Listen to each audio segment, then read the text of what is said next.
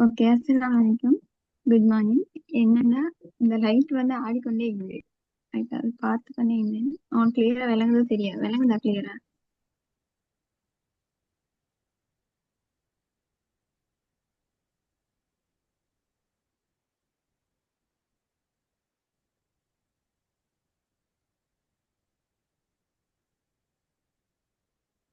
Okay, விளங்குதுன்னா okay. Okay, நான் வந்து ரக்ஷனா மஹேந்தியா. இப்போ வந்து ஃபார்மசி டிபார்ட்மெண்ட்ல யூனிவர்சிட்டி ஆஃப் ஜஃப்னால படிச்சிருக்கிறேன். இப்போ செகண்ட் இயர் முடிஞ்சு தேர்ட் இயர் ஸ்டார்ட் ஆக போகுது. அப்போ அந்த இதுல எங்களுக்கு ஒரு வெக்கேஷன் ஒன்று கிடைச்சிச்சு. அப்போ அந்த வெக்கேஷன்ல தான் இந்த கிளாஸ் எனர்ஜெட்டிக்ஸ் இந்த கிளாஸ் வந்து ஃப்ரீயா செய்வோம் வந்து டிசைட் பண்ணி செஞ்சது. சரியா? இதுக்கு முன்னுக்கு ஆர்கானிக் கிளாஸ் செஞ்சுக்கிறேன். நான் உங்களுக்கு லிங்க் அனுப்பிட்டேன், பாருங்க. சரியா? இப்ப அஹ், இதுதான் என்ன பத்தி இன்ட்ரடக்ஷன். இப்ப ஃபர்ஸ்ட் நீங்க என்ன வச்சுக்கொள்ள, இந்த ஜூம் மீட்டிங் வந்து 40 நிமிஷத்துல முடிஞ்சிடும். சரியா?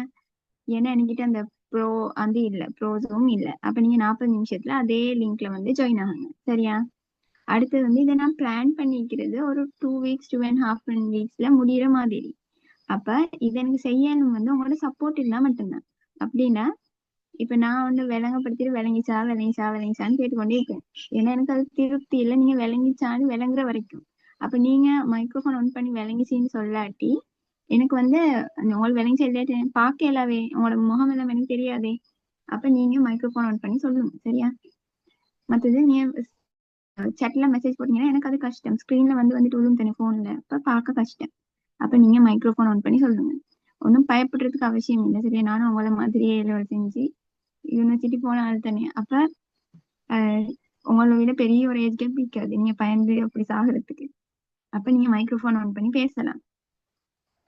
மற்றது வந்து இப்ப கிளாஸ்க்கு ஜாயின் ஆகி இருக்கிறீங்கன்னு சொன்னா தொடர்ச்சியா எந்த ஒரு பாடத்தையும் படிச்சா மட்டும்தான் உங்களுக்கு அதுல ரிசல்ட் ஒண்ணு பாக்கணும். நீங்க ஒரு நாள் வந்து அடுத்த நாள் வராம அப்படின்னு ஒண்ணும் செய்ய இயலாது. சரியா? அப்ப நீங்க அதை நினைவு வச்சுக்கோங்க. மத்த நீங்க வரக்குள்ள எப்பயுமே உங்களோட பேரை வந்து ரீநேம் பண்ணுங்க. உங்களுக்கு ஒரு ரெஜிஸ்டர் நம்பர் ஒன்றைக்கு தானே, அதை வச்சு பேரை ரீநேம் பண்ணுங்க. சரியா? இவ்வளவுதான் சும்மா இன்ட்ரடக்ஷனுக்கு எனக்கு சொல்ல வைக்கிறது. இவ்வளவு கேட்டுச்சான்னு சொல்லுங்க.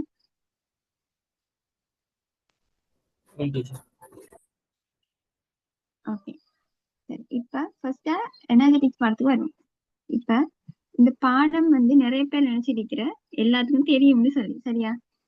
எல்லாத்துக்கும் தெரியும், லேசான பாடம் அப்படின்னு அவங்க அதை எதை வச்சு சொல்றாங்கன்னா, அந்த நியம தோன்றல் வெப்ப உள்ளுரை, அந்த ஆக்க வெப்ப உள்ளுரை, தகன வெப்ப உள்ளுரைன்னு ஒவ்வொரு வெப்ப உள்ளுரையிலையும் டெபினிஷனை படிப்பாங்க. படிக்க நினைப்பாங்க, இது வந்து ஒரு சின்ன விஷயம் தான் அப்படின்னு நினைச்சு கொண்டு போறேன் மனசுக்குள்ளால. அப்படின்னு நினைச்சிட்டு போறேன். எக்ஸாம்ல போயிட்டு செய்யற பேப்பரை அவங்க நினைச்சிருக்கிற ஆன்சர் சரியில்லை. ஆனா மார்க்ஸ் வரக்குள்ள ஏதாச்சும் எங்கேயாச்சும் வெட்டிப்பட்டு அப்படி மார்க்ஸ் குறைஞ்சிடும். சரியா? ஏன்னா இந்த பாடம் வந்து நல்லாவே தியரி பேஸான ஒரு பாடம். சரியா? பிசிக்கல் கெமிஸ்ட்ரின்ற இதுக்குள்ளதான் வரப்போகுது. ஆனா ஒரு தியரி பேஸான பாடம்.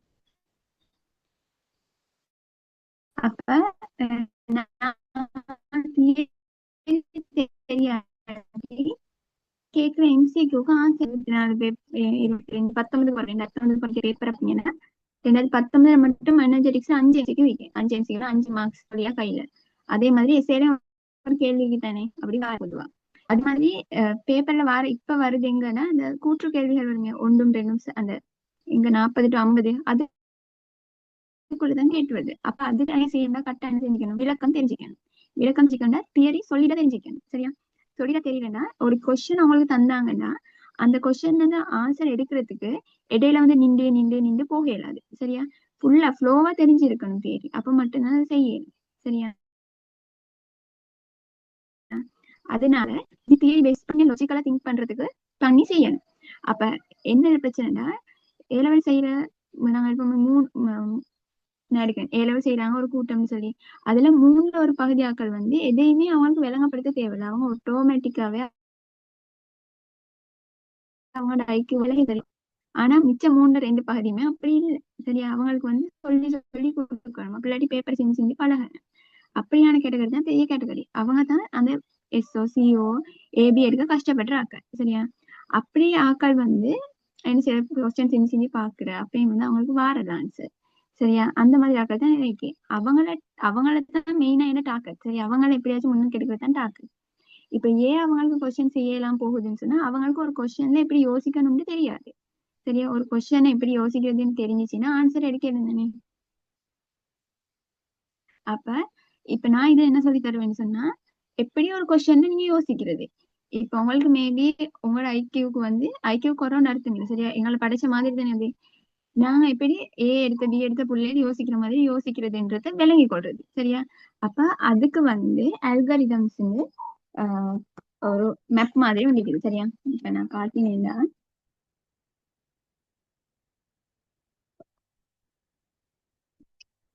இப்ப இது நான் ஏ லெவல் செய்யக்குள்ள போட்டது. சரியா? என்ட்ரோபி இப்ப நான் படிச்ச ஆக்களுக்கு சும்மா ஒரு இது சொல்றேன். சரியா? என்ட்ரோபின்னு படிச்சுப்பீங்க. ஆனா அந்த என்ட்ரோபி அவ்வளோத்தையுமே எப்படி காண்றதுன்றத எல்லாத்தையும் ஒரு இடத்துல தொகுத்து எடுத்து இந்த பாத்துல தான் நீங்க போயிட்டு கண்டுபிடிக்கணும்னு சொல்லி நீங்க படிச்சிக்க மாட்டீங்க. சரியா? அது யாருக்கு தெரியும்னா கிளாஸ்ல ஏ எடுக்கிற பி எடுக்கிற பிள்ளைகளுக்கு தெரியும். எப்படி தெரியும்னா ஆட்டோமேட்டிக்காவே தெரியும் அது இருக்கு. அப்ப அத ஒரு தாள்ல எடுத்திக்கே அப்ப மத்த பிள்ளை என்ன செய்யலாம், இப்படித்தான் போகுதுன்னு தெரிஞ்சா அவங்க இதே பாத்துல போயிட்டு ஆன்சர் எடுத்துருவாங்க. சரியா? அப்ப இந்த இந்த மெத்தட் அப்படின்னா ஒரு மெப்புழுக்கால போயிட்டு இப்படி இப்படித்தான் நீங்க கேள்வியில யோசிக்கணும்னு சொல்லிட்டு இருந்தா நீங்க செஞ்சிருவீங்க. சரியா? அந்த அளவு அது செய்யலாத அளவு பிள்ளைகள் இல்ல சயின்ஸ்க்கு வரல. அப்ப இந்த இப்படி மெப் மாதிரி போறதுக்கு நாங்க சொல்றது அல்கோரிதம்னு சொல்லி. சரியா? அப்ப இது பெரிய வேர்ட் ஆனதுக்கு அல்கோரிதம்ன்றது சும்மா மெப் மாதிரி எப்படி செய்யறதுன்ற ஒரு மெத்தட் மட்டும்தான். சரியா? அப்படிதான் நான் எல்லா பாடத்தையுமே செய்யறது. அப்ப இப்ப இதுல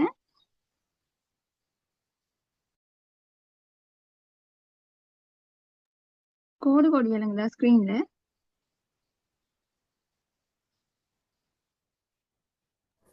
இடைக்கிடைக்கு அப்படி விளங்குது. சரி, நீ கொஞ்சம் அட்ஜஸ்ட் பண்ணுங்க. சரியா? Okay okay. சரி, இப்ப இதுதான் எப்படி எப்படி பாடத்தை கொண்டு போறதுன்னு பத்தி சொன்னது. சரியா? ஆஹ் இப்ப எனக்கு இதுல நீங்க ரிப்பீட் செஞ்சா கழிப்பீங்க தானே. எனக்கு இதுல உங்கள்கிட்ட இருந்து ஒரு ஆன்சர் வேணும். சரியா? 2000 இப்ப 2024 2023 ஆக்கள் செஞ்சா கழிக்கிறீங்களா எக்ஸாம்?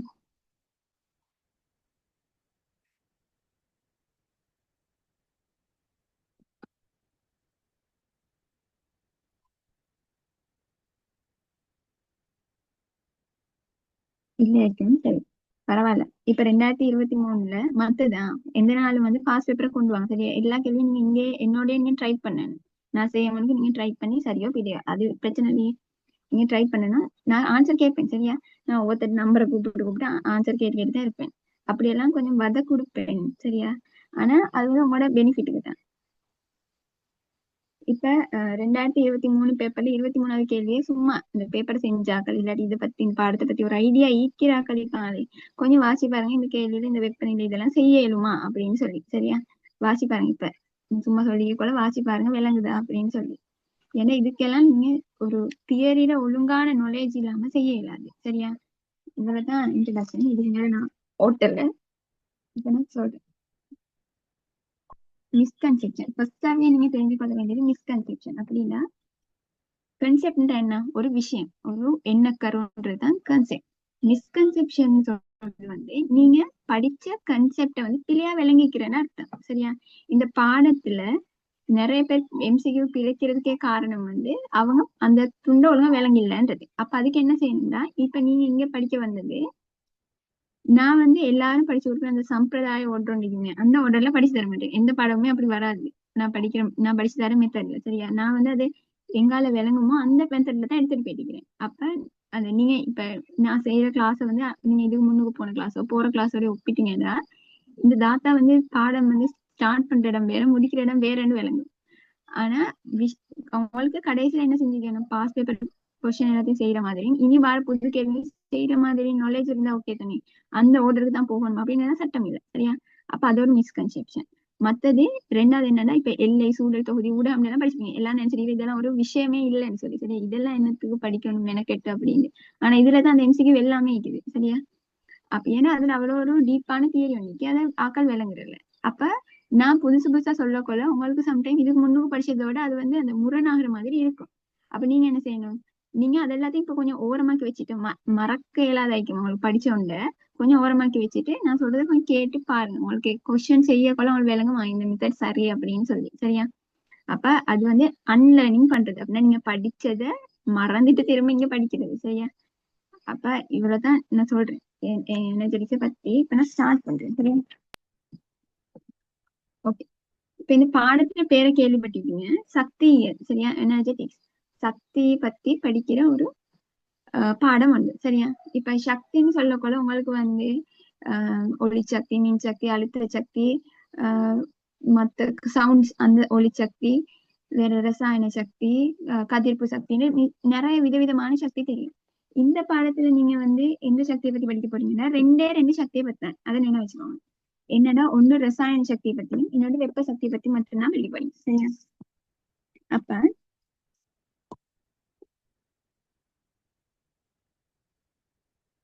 ஒன்று வந்து ரசாயன சக்தி, அடுத்து வந்து வெப்ப சக்தி. இந்த ரெண்டு சக்தியை பத்தி மட்டுமே தான் இந்த பாடத்துல இருக்கு. நீங்க படிச்ச மத்த ஒளி சக்தி, அழுத்த சக்தி, கதிர்ப்பு சக்தி அதெல்லாம் இதுக்குள்ள வராது. அப்ப இவங்க இந்த பாடத்துல, சரியா, இந்த பாடத்துல இந்த 2000 MCQ புக்லயோ இதுலயோ இருக்கு. சரியா? சக்தியோட பேர் வந்து வெப்ப ரசாயனம்னு இருக்குது. ஏன் அப்படி வச்சுக்கிறாங்கன்னா இதுல உள்வாங்கப்படுற ரெண்டு சக்தி தான் இருக்கு. ஒன்று ரசாயன சக்தி, வெப்ப சக்தி. அதனால அந்த பாடத்துல பேரை வெப்ப ரசாயனம்னு வச்சுக்கிறாங்க. சரியா? அப்ப அது பிரச்சனை இல்லையா? அந்த பாடத்துக்கு இந்த தலைப்புக்கு ஏற்ற மாதிரி தான் வச்சுக்கிறாங்க. சரியா? இப்ப இதுல ஒரு கன்செப்ட் தான் மேஜர் கன்செப்ட் ஒண்ணுதான். அப்படின்னா சக்தி காப்பு தத்துவம் ஒன்று படிச்சிருப்பீங்க. இது எங்க 8ஆம் ஆண்டுல என்னமோ இருக்குது. சக்தியை ஆக்கவும் மேலாம் அழிக்கவும் மேலாம். சரியா? ஒரு சக்தி ஆக்கவும் மேலாம் அழிக்கவும் மேலாம். ஆனா ஒரு சக்தி என்ன செய்யலும்? ஒரு வடிவத்துல இருந்து இன்னொரு வடிவத்துக்கு மாத்தலும். இப்ப நான் பேசிக்கொண்டிருக்கேன், நான் பேசுறது வந்து சவுண்ட் ஒளிச்சக்தி தானே. அந்த சக்தி எனக்கு எங்கால கிடைச்சிச்சு? நான் உள்ளுக்கு எடுத்த சாப்பாடு, அதுல இருக்கிறது என்னது? ரசாயன சக்தி. அந்த ரசாயன சக்தி தான் இப்ப நான் பேசக்குள்ள ஒளிச்சக்தியா மாறிச்சே தவிர ஏன்னா ரசாயன சக்தி எப்பயுமே அழிவடைய இல்லை. சரியா? இப்ப நான் பேசுற ஒளிச்சக்தி உங்களுக்கும் கேக்குது, அதுவும் ஒளிச்சக்தியா வந்து கேக்குது. அப்படி ஒவ்வொரு சக்தியும் ஒவ்வொரு விதமா மாறிக்கொண்டே இருக்குது. சரியா? ஆனா எப்பயுமே அழிக்க இயலாது. இந்த கன்செப்ட் வந்து உங்களுக்கு விளங்கிச்சான்னு சொல்லுங்க. இது சும்மா 8ஆம் ஆண்டு கன்செப்ட் வந்து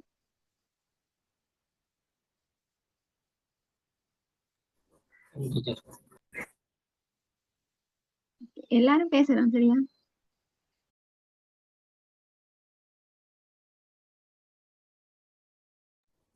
விளங்கிடுச்சு டீச்சர்.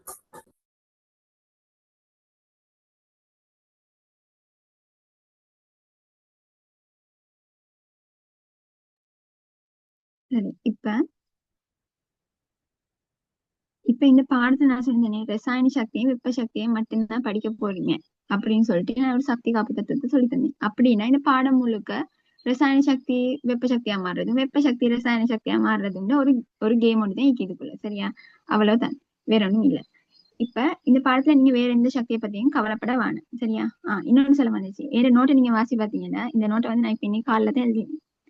இந்த நோட் வந்து சுத்தமான தமிழ்ல இருக்காது. சரியா? நான் பேசுற மாதிரி எழுதுவேன், பேசுறேன்னா கதைக்கிற மாதிரி எழுதுவேன், மத்த தங்கிலீஷ்ல எழுதுவேன், சிங்கிலீஷ்ல எழுதுவேன், அப்படியே ஒவ்வொரு விதத்துல எழுதுவேன். சரியா? ஏன்னா உங்களுக்கு நோட்டை வந்து யாரும் கடைசியில எக்ஸாம்ல போயிட்டு நோட்டை எழுதி டெபினிஷன் எழுதுன்னு சொல்ல மாட்டாங்க. சரியா?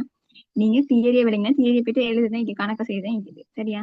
மத்த எனக்கு வேணும், நீங்க இந்த நோட்டை வாசிக்கக்குள்ள நான் கதைக்கிறத உங்களுக்கு கேட்கணும் அப்படின்றதுதான் இந்த நோக்கம். அப்படின்னா நல்லா ரிலேட்டபிளா இருக்கும், உங்களுக்கு படிக்க லேசா இருக்கும். அதனால என்ன நோட் உங்களுக்கு கஷ்டம் நினைச்சுச்சுன்னா நீங்களா ப்ராப்பரா சுத்த தமிழ்ல எழுதிக்கோங்க. அப்படி இல்லாட்டி இந்த நோட்டை பிரிண்ட் எடுத்தோ ஏதாச்சும் பார்த்து எழுதியோ அப்படின்னு வச்சு செஞ்சுக்கோங்க. சரியா? அது ஒன்று சொல்ல மறந்துட்டேன். இப்ப என்னடா, இப்ப வெப்ப சக்தியும் ரசாயன சக்தியும் பத்தி மட்டும்தான் நீங்க என்ன சொன்னேன். இப்படி ஒரு சமன்பாடு படிச்சிருக்கீங்க. டெல்டா கியூ சமன் எம்சி டெல்டா டி. இது திணிவு, இது தன்வெப்ப கொள்ளளவு, இது வந்து வெப்பநிலை, இது வந்து வெப்பச்சக்தி அப்படின்னு படிச்சுக்கோங்க. இது 10ஆம் ஆண்டுலயும் 11ஆம் ஆண்டுலயும். சரியா? அதெல்லாம் நான் இப்ப விளங்கப்படுத்த வரல. இந்த இடத்துல நீங்க இந்த கியூல அளக்குறது வந்து வெப்பச்சக்தி. சரியா? இது வெப்பச்சக்தின்னு அளப்பீங்க. இந்த இடம் வந்து வெப்பநிலைன்னு போட்டீங்க. சரியா? எனக்கு இப்ப சொல்லுங்க, ஒரு இடத்துல வெப்பசக்தி கூடனா அந்த இடத்துல வெப்பநிலை கூடயா சும்மா சாதாரண நிலைமை விட கூடயா குறைவா?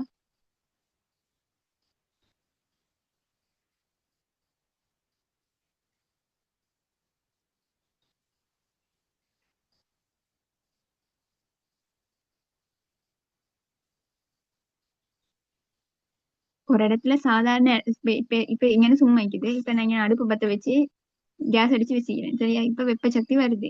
அந்த இடத்துக்கு வெப்பநிலை கூடுமா குறையுமா? கூடும். கூடும். சரியா? இது ஒரு பேசிக் திங். விலங்குது தானே? நீங்க அமைதியா இருந்தா உங்களுக்கு விலங்கெல்லாம் நினைச்சு நான் திருப்பி திருப்பி ஒன்றே சொல்லி கொண்டிருப்பேன். சரியா? அதனால நீங்க பேசுங்க. அப்ப டெல்டா கியூ வந்து டெல்டா டிக்கு சமம். சரி, நேர்விகித சமம். அப்படின்னா நீங்க வெப்ப சக்தியை கூட்டினீங்கன்னா அந்த இடத்துல வெப்பநிலை கூடும். இப்ப எனக்கு சொல்லுங்க, நீங்க வந்து ஒரு லைட் ஒளிச்சக்தி வந்து காலான ஒளி, சரியா? இந்த ஒளிச்சக்தியை கூட்டினீங்கன்னு சொல்லி அந்த இடத்துல இருக்கிற வெப்பநிலை கூடுமான்னு சொல்லி, ஒளிச்சக்தி மட்டும்தான் இதான் வெப்பநிலை கூடுமா குறையுமா?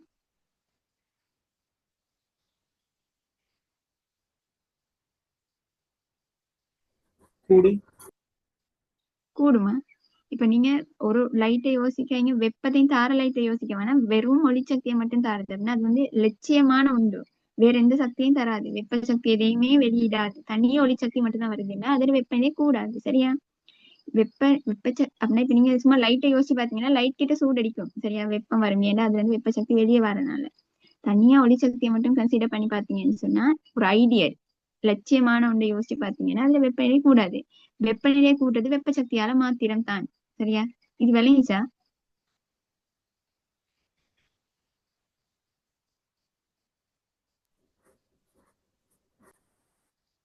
விளங்கிச்சா? டவுட்டா?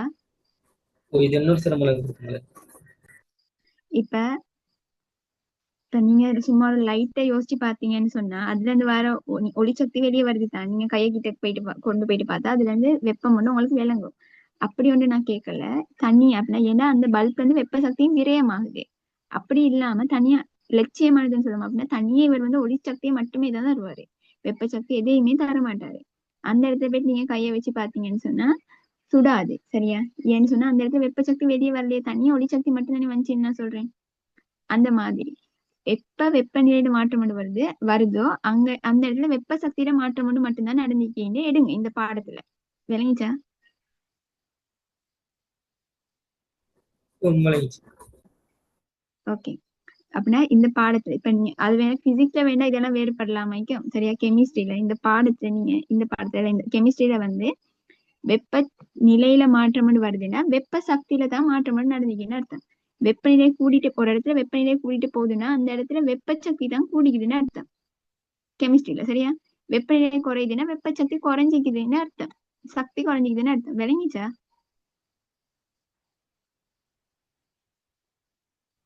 உண்மை. ஓகே, மத்தக்கள் பேசுங்களே. நீங்க பேசுறீங்க, உங்களுக்கு விளங்கிச்சா இல்லையான்னு எனக்கு எப்படி தெரியும்? சரி, இப்ப இது நான் இப்ப சும்மா எழுதி வச்சேங்க. இப்ப ஓகே. இப்ப ஒரு பெரிய இனிமேதான் அந்த மேஜர் மிஸ்கன்செப்ஷன்ஸ் எல்லாம் வரப்போகுது. சரியா? இப்ப ரசாயன சக்தி வெப்ப சக்தி இப்படி ரெண்டு தான் இருக்குது அப்படின்னு சொன்னேன். சரியா? இதுல இந்த வெப்ப சக்தியோட மாற்றத்தால மட்டும்தான் வெப்பநிலை மாறுதுன்னு நான் சொன்னேன். வெப்ப சக்தி கூட கூட வெப்பநிலை கூடும். அது விலங்குத்தன ஒரு இடம் சூடாய்க்குதுன்னா வெப்ப சக்தி கூடன்னு அர்த்தம். சூடாய்க்குதுன்னு அர்த்தம் என்ன? வெப்பநிலை கூடன்னு தானே. அதே மாதிரி ஒரு இடம் கூல் ஆகிக்குது, ஐஸ் கட்டி வந்து கூல் ஆகிக்குதுன்னு அர்த்தம் அது இருக்கிற வெப்ப சக்தி குறவு. உங்களோட ரூமை விட இப்போ உங்களோட ரூம் இப்படி இது ரூம், இப்ப இதுல ஃப்ரிட்ஜ் ஒன்று இருக்குது. ஃப்ரிட்ஜுக்குள்ள இருக்கிற சாக்லேட் நெருப்பமே சாக்லேட் எடுத்தீங்கன்னா அது வந்து ரூமை விட கூல் ஆயிக்குது. ஃப்ரிட்ஜுக்குள்ள இருக்கிற வெப்பசக்தி ரூம்ல இருக்கிற வெப்பசக்தி விட குறைவாய்க்கிறதுனால தானே அதோட வெப்பநிலை ரூம்ல இருக்கிற ரூம் டெம்பரேச்சரை விட குறைவாய்க்குது. விளங்கிச்சானே?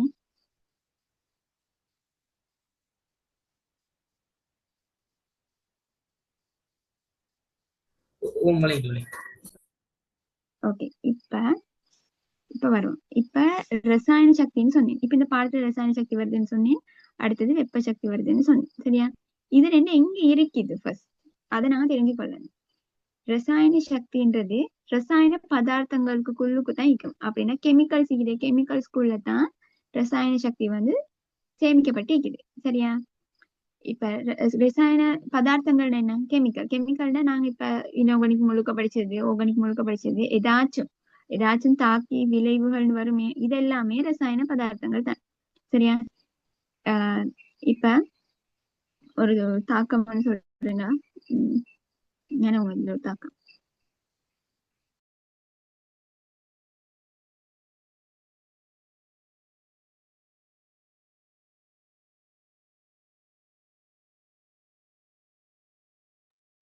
சவுண்ட் கூடவா? சொன்னீங்க. நானா கூட்டி தான் வச்சுக்கிறேன்.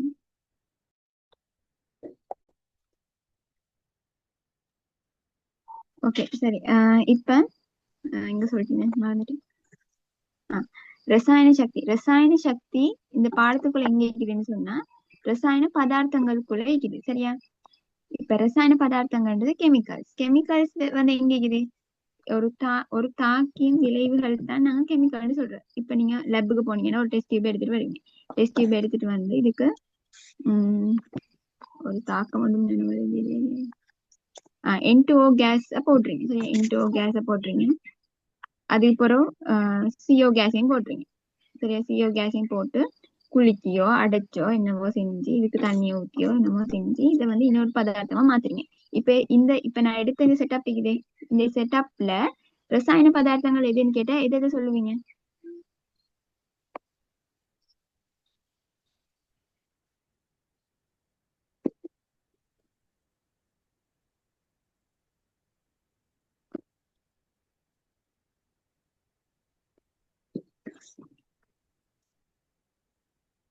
நான் பேசுற கேக்குதா? விளங்குதா?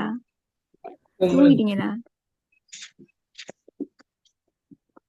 விளங்குது. சரி. ஓகே இப்ப சொல்லுங்க. எனக்கு கேஷியா நான் நினைக்கிறேன், எனக்கு தெரியும், நினைவில்லை பேசுறேன். இப்ப 06 நீங்க வந்து சொல்லுங்க. இதுல இருக்கிற ரசாயன பதார்த்தங்கள் எது இப்ப நான் எடுத்த இந்த செட்டப்ல? CO2 N2O. CO2 N2O. சரியா? இப்ப இது எதை வச்சு சொன்னீங்க? நான் சொன்னேன் ரசாயன சக்தி இருக்கிறது ரசாயன பதார்த்தங்கள்ல. இந்த இடத்துல இருக்கிற ரசாயன பதார்த்தம் CO2 N2O. இப்ப இது ரெண்டையும் நான் போட்டு ஒரு தாக்கமாக நடந்து விளைவுகள் உருவாகுது. N2 கேஸ் O2 கேஸ்னு உருவாகுது. இப்ப இதுல இருக்கிற ரசாயன பதார்த்தங்கள் எது?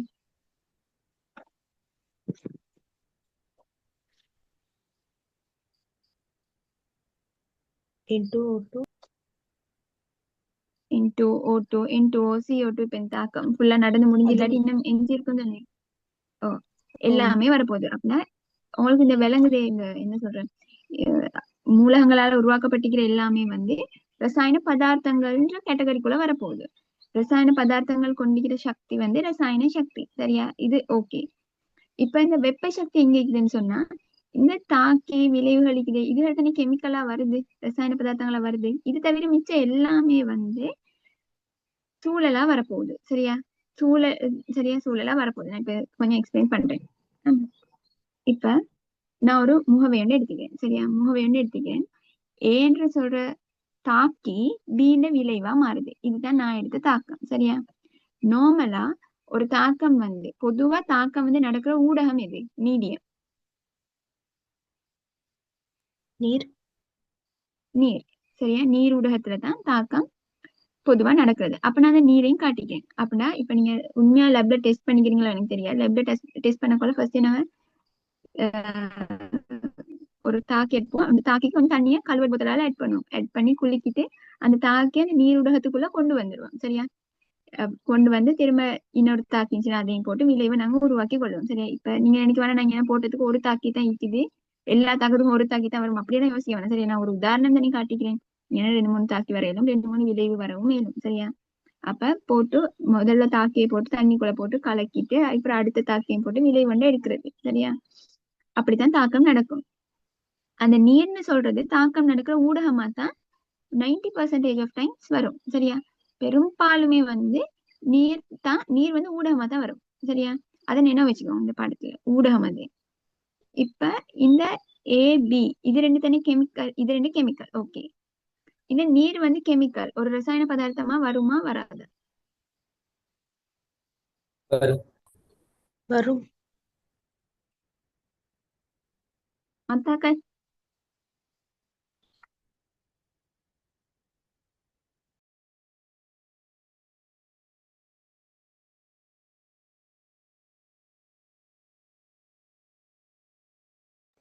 வரும்.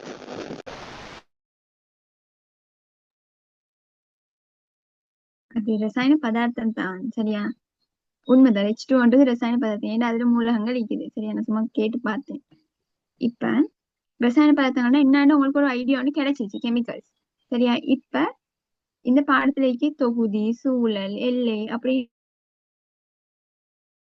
3 கலைச்சொல் மாதிரி இருக்கு. அதெல்லாம் என்னன்னு சரியா விளங்கிக்கணும். ஏன்னா இதுல நிறைய வந்துக்குது. இப்ப தொகுதின்றதுக்குள்ள அடங்குறது வந்து தாக்கலும் விகலும். சரியா, தொகுதினா ரசாயன தொகுதி நீங்க எழுதணும். இந்த ரசாயன தொகுதி ரசாயன தொகுதி உள்ளடங்குறது வந்து தாக்கிகளும் விளைவுகளும் வரும். சரியா, அது ரெண்டு தவிர்ந்த மத்த எல்லாமே சூழலுக்குள்ள வரும். அதுதான் டெபினிஷன். சரியா, தாக்கி விளைவு இது ரெண்டும் ரசாயன தொகுதிக்குள்ள வரும்.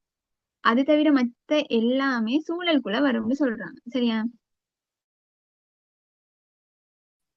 ஓகே. இப்ப இப்ப நீங்க படிச்சதை வச்சு இதுக்கு முன்னுக்கு எங்கேயாச்சும் படிச்சிருக்கீங்க தானே, அதை வச்சு எனக்கு சொல்லுங்க. தாக்கியையும் தொகுதியையும் சூழலையும் பிரிக்கிறது நாங்க எல்லைன்னு சொல்லுவோம். இதை நீங்க கேள்விப்பட்டிருப்பீங்க. நான் இது செகண்ட் ஷே தேர்ட் ஷே ஆக்கள் ஃபர்ஸ்ட் ஷேலையும் படிச்ச ஆக்களுக்கு சொல்றேன். இப்பதான் படிக்கிற ஆக்களுக்கு நான் கேட்கல. இது தொகுதி ரசாயன தொகுதியையும் சூழலையும் பிரிக்கிறது நாங்க எல்லைன்னு சொல்லுவோம். இதுல எல்லை வந்து எது?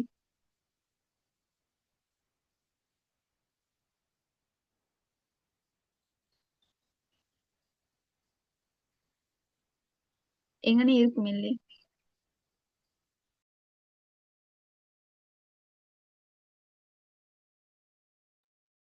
பாத்திரத்தினுடைய இந்த மேற்பரப்பு. இந்த இந்த பார்டர் சொல்றீங்களா? கிளாஸ் எல்லை. ஆம். ஓகே, மத்தாக்கள் முகவையில அந்த ஓரங்கள். முகவையில ஓடுங்க. வேற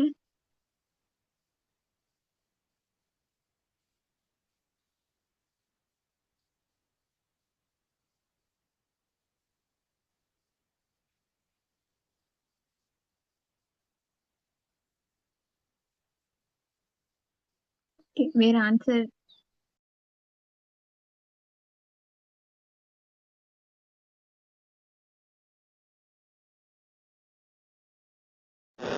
முகவையில அந்த விளிம்பு. ஓகே சரி, நாங்க பாப்போமே. இப்ப எல்லாரும் இந்த முகவையிட பார்டர் இந்த எல்லையே சொல்றீங்க. சரியா, விளிம்பு. ஓகே, இப்ப என்ன டெபினிஷன் சொன்னா தாக்கியும் விளைவும் மட்டும்தான் ரசாயன தொகுதிக்குள்ள வருமா? சரியா, அப்ப சொல்லுங்க, நீர் வந்து ரசாயன தொகுதிக்குள்ள வருமா வராது? வராது. வராது. வராது. சரியா, தாக்கியும் விளைவும் மட்டும்தான் ரசாயன தொகுதிக்குள்ள வருது. நீர்னு சொல்றது தாக்கம் நடக்கிற ஊடகம். அப்படின்னா தாக்கம் நடக்கிறதுக்கு நாங்க ஒரு மீடியம் அடிப்ப சும்மா சொல்லுங்களேன். ஏ ஒரு பவுடர், ஏ ஒரு பவுடர், இன்னொரு தாக்கிக்கு சி ஒரு தாக்கி, அதுவும் ஒரு பவுடர். ரெண்டு பவுடரையும் சும்மா கொட்டி வச்சதுக்கு தாக்கம் நடக்க போறல. அதை நீ மிக்ஸ் பண்ணி அந்த ரெண்டு பேரையும் செட் ஆக்குறதுக்கு ஒரு ஆள் வேணுங்க. அவர் தான் இந்த ஊடகம்னு சொல்றவரு. சரியா, அவர் அந்த இடத்துல தாக்கியா நடந்து கொள்ளல. அவங்க ரெண்டு பேரும் சும்மா தாங்கி வச்சு கொண்டிருக்கிற ஒரு ஆள் மட்டும்தான். அப்ப அவர் வந்து தாக்கின்றதுக்குள்ள வர மாட்டாரு. அப்ப பீன்றது விளைவு. சரியா, அது ஓகே, அது உங்களுக்கு விளங்கிடுச்சு. இப்ப தொகுதின்னு சொல்றது வந்து தாக்கியும் விளைவும் தவிர்ந்து மத்த எல்லாம் கொஞ்சம் உலகத்துல என்ன தெரியும். தாக்கியும் விளைவும் தவிர்த்து மத்த எல்லாம் சூழல்னு சொன்னா நீர் வந்து சூழலுக்குள்ள வருமா தொகுதிக்குள்ள வருமா? சூழலுக்குள்ளதான் வரும். சூழலுக்குள்ள வரும். மத்தாக்கள்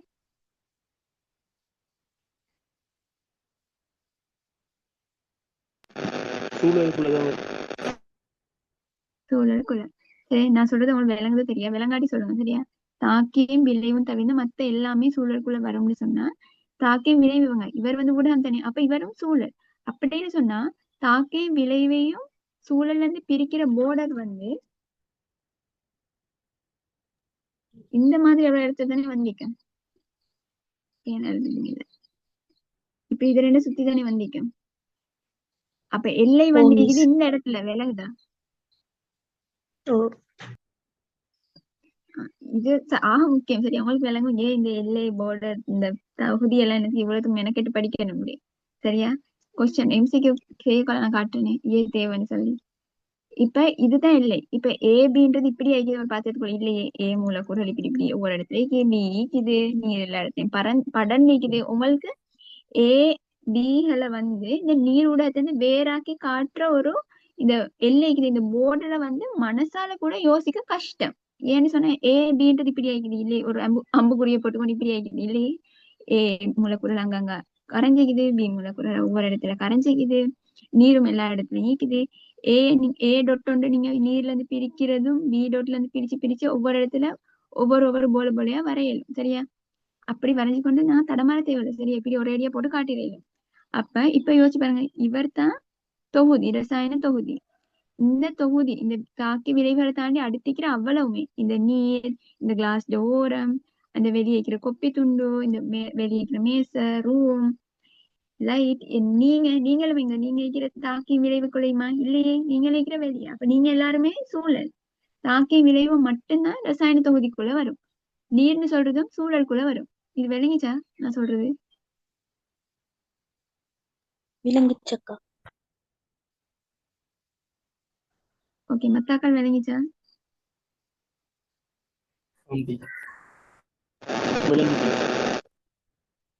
ஓகே, விளங்கிச்சுன்னா ஓகே. இப்ப நல்லா நினைச்சுக்கோங்க, நான் சொன்னேன் ஒரு ரசாயன தொகுதி அப்படின்னா தாக்கி விளைவுகள் எல்லாமே ரசாயன பதார்த்தங்களை கொண்டிக்குது. அப்ப அது கொண்டிக்கிற சக்தி ரசாயன சக்தி. இப்ப சொல்லுங்க, ரசாயன சக்தி வந்து வெப்பநிலையில ஒரு மாற்றத்தை ஏற்படுத்துமா ஏற்படுத்தாதா? ரசாயன சக்தியை கூட்டினாலோ குறைச்சாலோ?